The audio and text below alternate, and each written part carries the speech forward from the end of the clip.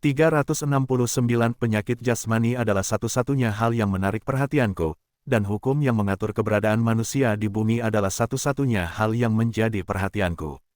Saya tidak punya takhayul untuk dibuktikan dan tidak ada yang mengganggu fakta yang telah saya buktikan. Saya menerapkan penalaran induktif dan deduktif pada setiap permasalahan kehidupan.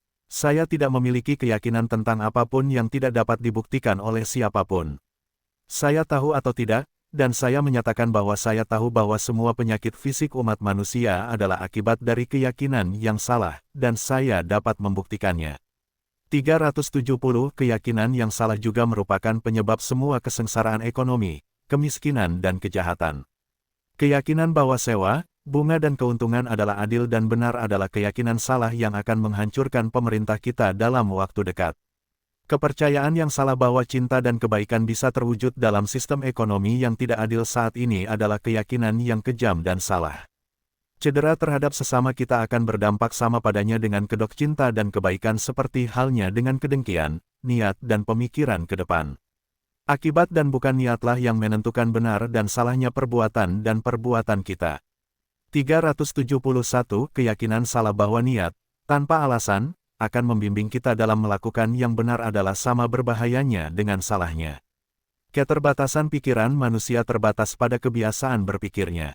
Jika kita membuang-buang waktu hanya untuk percaya atau berpikir secara deduktif, kita tidak akan mengetahui apapun. Penalaran adalah proses mental, keyakinan tidak memerlukan usaha. Semua keyakinan yang tidak dapat dibuktikan oleh siapapun adalah keyakinan yang salah. Ketika kita mengetahui suatu hal, kita dapat membuktikannya. Kesehatan, kebahagiaan dan kesuksesan bergantung pada pengetahuan. Keyakinan adalah kebodohan, dan merupakan penyebab kesengsaraan, kemiskinan dan kejahatan. 372 Hanya ada satu pikiran, sama seperti hanya ada satu prinsip matematika. Teori pikiran sadar dan bawah sadar atau pikiran objektif dan subjektif, atau pikiran fana dan pikiran tak terbatas, adalah takhayul yang didasarkan pada ketidaktahuan. Berawal dari dua pikiran dalam diri umat manusia telah menjadi penyebab segala takhayul umat manusia. Setelah menerima dua pikiran dalam satu orang, setiap orang bebas tanpa rasa takut akan kontradiksi yang berhasil untuk menganugerahi pikiran bawah sadar atau subjektif atau tak terbatas ini dengan segala macam atribut, seperti keberadaan sadar setelah kematian, di mana beberapa orang bahkan mengklaim bahwa mereka dapat berkomunikasi secara sadar dengan roh yang tidak sadar. Takhayul bahwa manusia ada setelah kematian tubuh, bersama dengan reinkarnasi, roh, surga, neraka dan banyak absurditas lain yang tidak dapat diketahui dan dibayangkan, semuanya didasarkan pada teori dua pikiran. Tidak ada lagi bukti bahwa manusia mempunyai dua pikiran, selain bukti bahwa bulan terbuat dari keju hijau. 373 Fakta bahwa alam terwujud dalam kesehatan secara tidak disadari, dan bahwa kesakitan dan penyakit adalah campur tangan yang disengaja terhadap alam, yang dapat disingkirkan dan dimusnahkan, merupakan bukti positif bahwa hanya ada satu pikiran dalam umat manusia. 374 Tindakan memusatkan pikiran tanpa melakukan apapun, memberinya ruang bebas untuk berkelana, menghasilkan segala macam halusinasi. Dengan memberikan kebebasan berimajinasi, kita menerima apa yang disebut inspirasi, dan dari kenyataan bahwa tidak ada seorang pun yang dapat menyangkal khayalan gila yang disebut inspirasi, khayalan tersebut dijelaskan sebagai simbol atau alegori agar sesuai dengan tujuan rakyat jelata yang tidak berpikir. Thomas A. Edison, yang hanya menggunakan penalaran induktif dan deduktif, telah memberi manfaat bagi umat manusia lebih dari semua wahyu melalui ilham sejak permulaan zaman. Inspirasi dan takhayul mempunyai arti yang sama, dan harus diperlakukan sama sebelum kita dapat mengembangkan kemungkinan-kemungkinan alamiah manusia. 375 Fakta bahwa manusia dengan bodohnya menerapkan hukum alam penyembuhan dengan secara sadar menghilangkan gangguan terhadap alam bukanlah bukti bahwa ia dapat mengatasi kematian atau hukum alam lainnya. Hukum kesehatan juga merupakan hukum kelahiran, kedewasaan dan kematian, juga tidak ada makhluk atau kekuatan yang dapat meniadakan atau mengubah hukum alam apapun, dan memercayai secara berbeda adalah takhayul. Adanya keyakinan seseorang bahwa dirinya diatur oleh kesadaran batin akan benar dan salah juga disebabkan oleh keyakinan akan dua pikiran, sedangkan kenyataan ini merupakan pengakuan bahwa orang tersebut tidak mengetahui prinsip benar dan salah.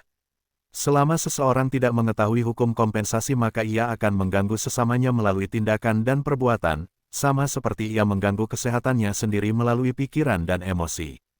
376 Kecerdasan bawah sadar akan hukum alam kesehatan dan keselarasan dalam diri manusia sama tidak dapat diketahuinya dengan kecerdasan bawah sadar akan hukum alam gravitasi.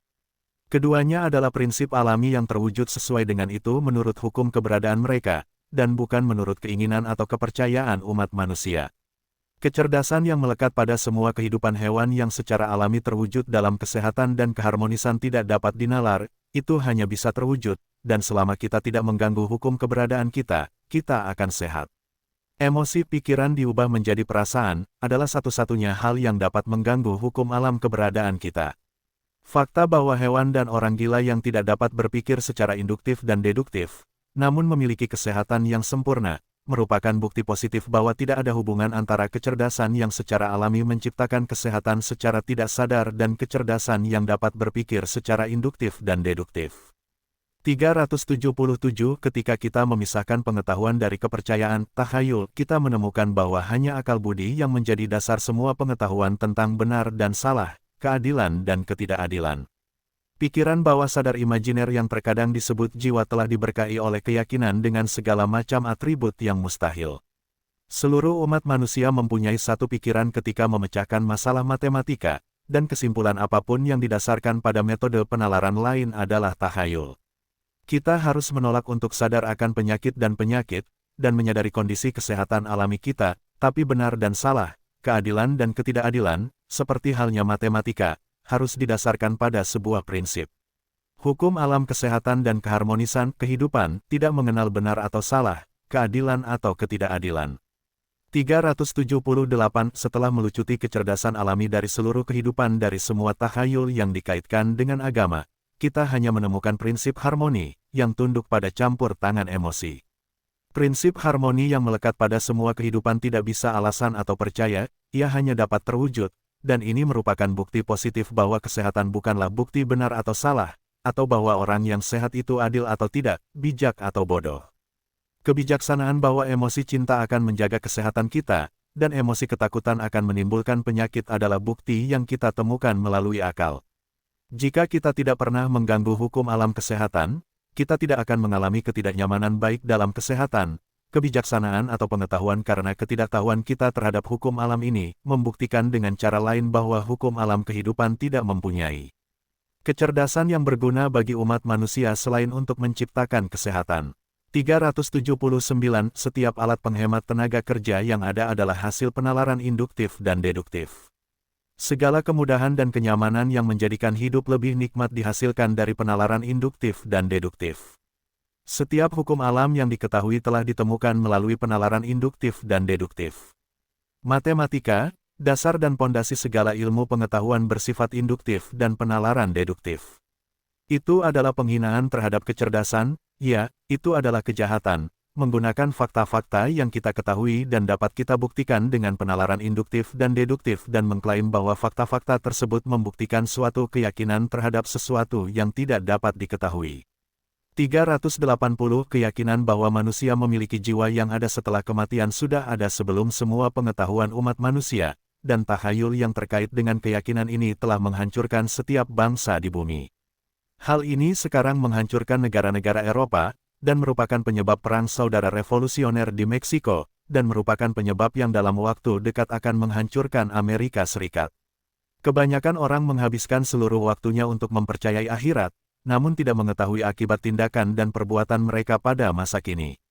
Undang-undang kita saat ini tidak dapat diperbaiki jika satu-satunya tujuan undang-undang tersebut adalah revolusi dan perang saudara. Selama kita menyadari adanya kewajiban yang akan merugikan sesama kita tidak dapat mengklaim cinta dan kebaikan apapun. Cinta dan kewajiban adalah dua hal yang berlawanan, yang satu berakhir di tempat yang lain dimulai. 381 Dari pengetahuan kita saat ini, kita mengetahui bahwa alam semesta dan segala isinya diatur oleh hukum yang mutlak dan tidak dapat diubah. Kebijaksanaan bahwa kita tidak mengetahui suatu hukum yang mempunyai akibat tertentu yang kita sadari bukanlah bukti tidak adanya hukum. Itu adalah satu-satunya bukti ketidaktahuan kita. Umat manusia tidak memiliki pengetahuan ini 2000 tahun yang lalu. Ketidaktahuan mereka menyebabkan mereka percaya bahwa ada suatu kekuatan yang mengatur alam semesta sesuai dengan kemauan mereka, dan mereka menganugerahi kekuatan ini dengan segala macam emosi dan atribut manusia, dan dalam banyak kasus membungkus hasil imajinasi mereka dengan bentuk manusia, dan kemudian melanjutkan untuk menghormati, memuja, dan takut pada pencipta yang dibangun dari takhayul mereka. Oleh karena itu, segala sesuatu yang diturunkan dari nenek moyang kita yang tidak dapat kita buktikan harus kita anggap sebagai takhayul. 382 Sejarah nenek moyang kita mencatat 16 penyelamat dunia yang disalib. Kebanyakan dari mereka mengalami kelahiran ajaib yang sama, semuanya mengajarkan filosofi yang sama, dan semuanya dibunuh di kayu salib, dan kebanyakan dari mereka dibangkitkan dari kubur setelah 3 tahun, hari, dan semuanya mengklaim keilahian yang sama. Tuliskan profesi atau bisnis Anda di belakang nama Anda ketika mengembalikan buku ini untuk mendapatkan pengembalian dana sebesar harga pembelian penuh. Jika Anda mengabaikan hal ini, hak Anda untuk mendapatkan pengembalian dana juga akan hilang. 383 Setiap sistem penyembuhan pikiran, kecuali sistem yang mengandalkan sugesti untuk melakukan penyembuhan, telah dikaitkan dengan takhayul nenek moyang kita yang bodoh. Faktanya penyembuhan telah dianggap sebagai bukti bahwa ada kekuatan yang lebih besar dari hukum alam penyembuhan. Ke-16 penyelamat dunia yang disalib itu menyembuhkan orang sakit dengan hukum kodrat yang sama, dan semuanya sama-sama tidak mengetahui hukum kodrat yang menyebabkan kesembuhan itu. Usia mereka yang penuh dengan takhayul dan ketidaktahuan orang-orang yang hidup pada saat itu menyebabkan mereka menyebut penyembuhan pikiran sebagai keajaiban. Mukjizat diartikan sebagai sesuatu yang supranatural, tidak wajar, tidak menurut hukum, yang kita tahu tidak mungkin terjadi pada zaman berapapun.